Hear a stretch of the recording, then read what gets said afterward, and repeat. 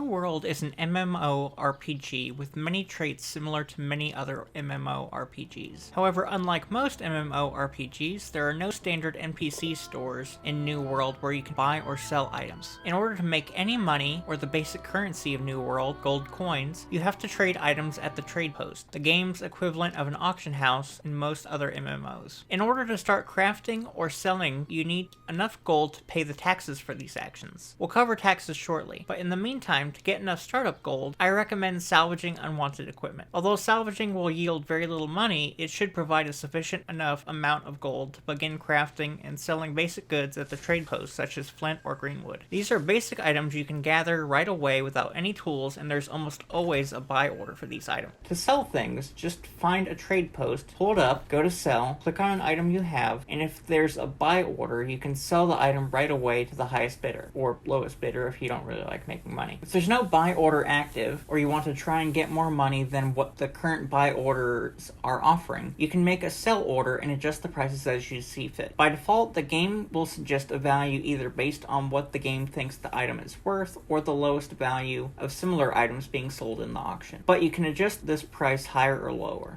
Bear in mind, if you're selling multiple of the same item, this is the sell price per each individual item, and the cool thing is on here, people don't have to buy the whole lot. For example, if you're selling 10 flint for 0.01 gold coins, someone can buy 5 of those flint right away, and you'll make 0.05 gold coins after the transaction charge. And then someone else can buy 2 flint, for whatever reason a person would want just 2 flint, and you'll make 0.02 gold coins after transaction charge.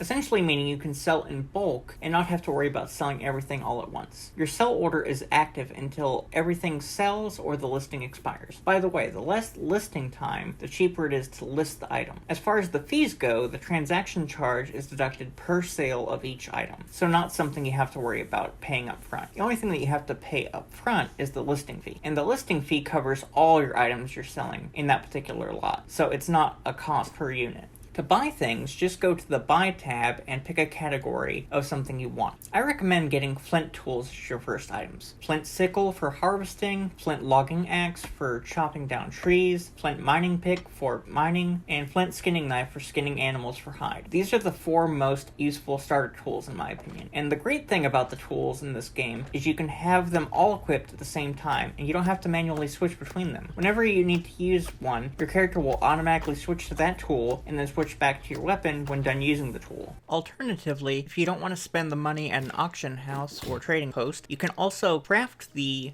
initial tools at a workshop, as these typically do not require any tax to craft, and the only requirements as far as materials is flint and greenwood, which again you can get without having any tools. But either buying or crafting, I definitely recommend getting those 4 tools as soon as humanly possible. Anyway, back at the trade post. I highly recommend checking the boxes at the top for can equip and can afford, as this will only show things you can actually use and buy. I also typically sort by GS, which means gear score. You may have to click it twice to make the list go in declining order. With this search combination, it will show all the best things at the top and make it much easier to find the best things for you at your current level and budget. Then you can make your own choices as to what you want. One thing I personally like about the trading system on New World is that it doesn't have the mailbox system used in most MMOs. So if you sell something, you don't have to go to a town mailbox and obtain your money there. You immediately get the money. And if you buy something, it immediately turns up in your inventory.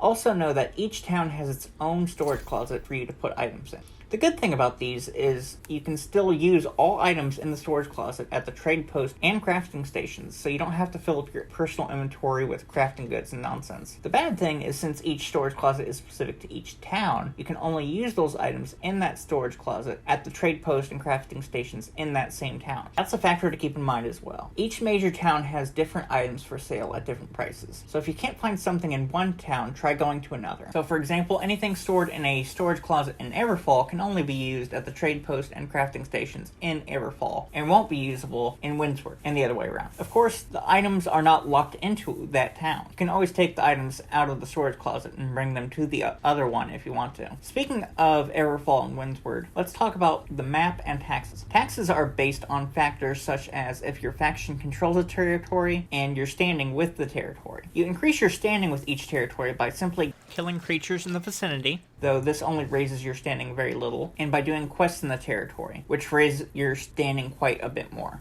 High standing in a territory gives you rewards such as the option to lower the taxes at either the crafting stations or the trade post. The other major factor affecting taxes is factions. If you're not yet in a faction, the faction in power won't really have too much effect on the taxes for you in a positive or negative way. But if you are in a faction, any territory you're in that's controlled by your faction will have lower taxes, and any territory you're in controlled by an opposing faction will have higher taxes. On the map, green areas are controlled by Marauders, pink is controlled by Syndicate, and yellow is controlled by Covenant. The names and insignias represent a specific company of that faction. Essentially, this game's version of a guild in most MMOs. If you go along the main story quest line, it will guide you to pick one of these three factions and what their gimmick is and all that nonsense, so I won't go too in depth on them. But basically, Marauders value strength, Syndicate values intelligence, and the Covenant values religion. One last important thing of note as far as the map when starting out is that resources are not spread evenly. Everfall has many boulders as well as iron, silver, and steel veins, which are great for leveling up mining early on, whereas Windsward has hemp and herbs, which are ideal for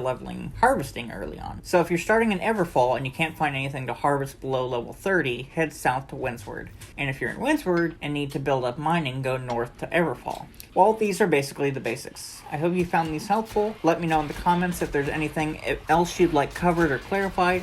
In the meantime, enjoy exploring the new world, and I'll see you on the next thing.